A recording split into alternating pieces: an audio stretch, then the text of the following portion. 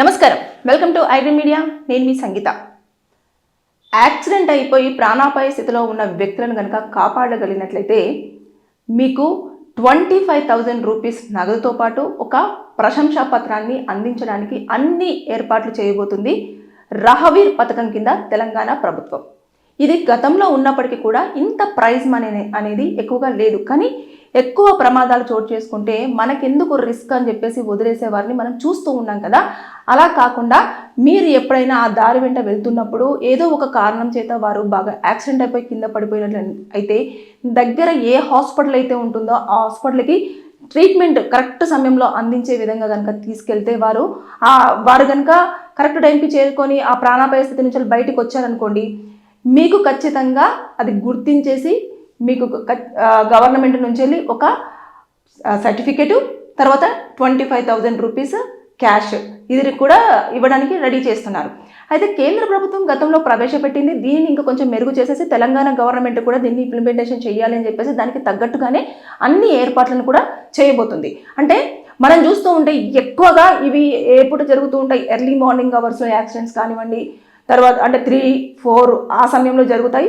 తర్వాత రద్దీగా ఎప్పుడైతే ఉంటుందో ఇంటికి వెళ్ళాలి స్పీడ్గా అని చెప్పేసి ఆఫీస్ టైమింగ్స్ అయిపోయిన తర్వాత కానివ్వండి, తర్వాత ఆఫీస్కి వస్తున్నప్పుడు సమయంలో కానివ్వండి, ఇలాంటి టైంలలో మనం మంచి వేలో వెళ్తున్నప్పటికీ కూడా ఎదురు నుంచి ఎవరో ఒకరు వచ్చేసి మనల్ని ఢీకొట్టడము, తర్వాత కింద పడిపోగానే వెహికల్ స్పీడ్గా వస్తున్న వెహికల్ టచ్ చేయడము, లేదంటే బ్రేకులు సరిగ్గా పనిచేయక, ఇలాంటివన్నీ కొన్ని కారణాల వల్ల యాక్సిడెంట్స్ అనేవి ఏదో ఒక కారణంగా ఏదో ఒక చోట జరుగుతూనే ఉంటుంది.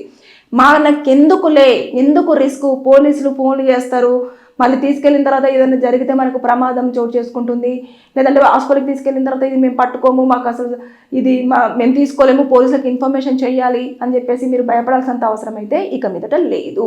ఎందుకంటే దీని పట్ల యాక్సిడెంట్ విషయంలో పట్ల కనుక మీరు ఆ ప్రాణాపాయ స్థితిలో ఉన్న వారిని కాపాడగలిగితే మంచి సర్టిఫికేట్, డబ్బులు, దాంతోపాటు ఇకపోతే వారు కాపాడినందుకు మంచి కృతజ్ఞతాభావంగా ఉంటారు. ఇకపోతే ఇవన్నీ కూడా గతంలో చాలా యాక్సిడెంట్ జరిగినాయి, వదిలేసేవారు, అంటే ఎందుకు రిస్క్ అని చెప్పేసి. కానీ ఇప్పుడు అలా లేదు.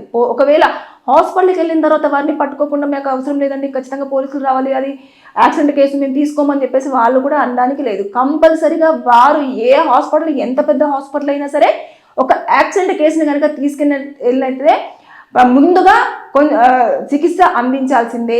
దాని తర్వాత పోలీసులకు ఇన్ఫర్మేషన్ అందించి వాళ్ళ టర్మ్స్ ప్రకారంగా అందించేసి వారిని పిలిచి వారికి కేసు అంతా కూడా ఎక్స్ప్లెయిన్ చేసి అప్పుడు దాన్ని బట్టేసి ఇది యాక్సిడెంటా కాదా, ఎవరైనా ఇంటెన్షనల్గా వారిని ఢీకొట్టడం జరిగిందా, లేదంటే ఎవరైనా దాడి చేయడం జరిగిందా, ఇవన్నీ కూడా పోలీసులు ఎంక్వైరీ చేసి తెలుసుకుంటారు.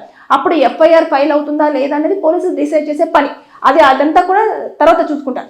కానీ ఇక్కడ మాత్రము మీరు ఎప్పుడైనా సరే రోడ్డు మీద వెళ్తున్నప్పుడు కొన్నిసార్లు కార్లు పెద్ద పెద్ద ప్రమాదాలు చేసుకుంటూ ఉంటాయి. అంటే హైవేస్లలో కానివ్వండి, మెయిన్ సిటీస్లో కానివ్వండి, ఇలా కింద పడిపోయిన తర్వాత చుట్టూ గుమిగూడి ఫొటోస్, వీడియోస్, లేదంటే ఇన్ఫర్మేషన్ అందించడం ఇలాంటివి చేస్తుంటారు కదా. అలా కాకుండా ఇమీడియట్గా వెహికల్స్ తీసుకొచ్చేసి, లేదంటే ఏదైతే అంబులెన్స్ ఉంటుందో దానికి ఫోన్ చేసేసి దగ్గరలో హాస్పిటల్కి ఫార్వర్డ్ చేసిన తర్వాత దానికి ఒక చికిత్స అయిపోయేంత వరకు కూడా, అంటే వారికి ట్రీట్మెంట్ ప్రైమరీగా అందించే ట్రీట్మెంట్ ఉంటుంది కదా, దాని వరకు మీరు ఉండండి. ఉన్న తర్వాత మీ డీటెయిల్స్ అక్కడ పాస్ చేయండి. చేసిన తర్వాత అప్పుడు వారు చూసిన తర్వాత మీకు వారి నెంబర్ తీసేసుకొని అక్కడి నుంచి మీరు వచ్చే ప్రయత్నం చేయండి.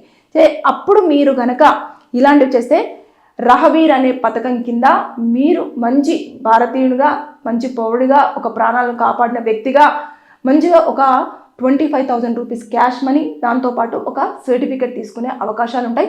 అందరి ముందు కూడా చాలా గ్రేట్గా మనకు ఒక ప్రైడ్గా అనిపిస్తూ ఉంటుంది అన్నట్టు. అంటే వావ్, నేను ఇంత మంచి పని చేశానా అని చెప్పేసి.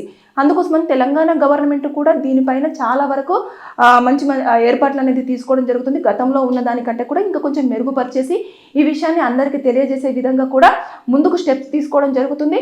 ఎక్కడెక్కడ దీనికి సంబంధించింది ఎలా అంటే ఇప్పుడు చేసిన తర్వాత మనం ఎవరమో ఏంటో తెలుస్తుందంటే దానికి సంబంధించి అన్ని వివరాలు కూడా ఎలా ఏంటి అనేది కూడా ఇంకొక కొన్ని రోజుల్లో కూడా మన ముందుకు తీసుకురానుంది గవర్నమెంట్. తెలంగాణ గవర్నమెంట్ మాత్రం ఈ విషయంలో చాలా వరకు కేంద్ర ప్రభుత్వం ఏదైతే తీసుకొచ్చిందో దాన్ని తెలంగాణ ఇక్కడ కూడా పెట్టాలి, తెలంగాణలో కూడా పెట్టాలి. యాక్సిడెంట్స్ని కంట్రోల్ చేయాలి, సిగ్నల్స్ దగ్గర రూల్స్ పాటించాలి,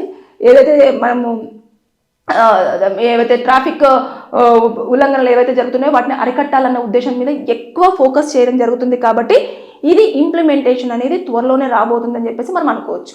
థ్యాంక్ యూ.